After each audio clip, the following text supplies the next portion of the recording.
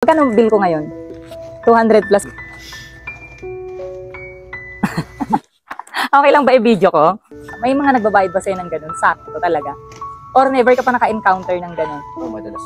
Nakaka-encounter ka talaga ng ganun. Pero sanay ka naman pala ng ano lang, saktuhan lang. Hindi, wala talaga kami choice pang ganun talaga. Ganun talaga. O sige. Kaya hindi po. So, mga ina ko, 280. So, isasakto ko lang din 280 ang ibabayad ko kay kuya.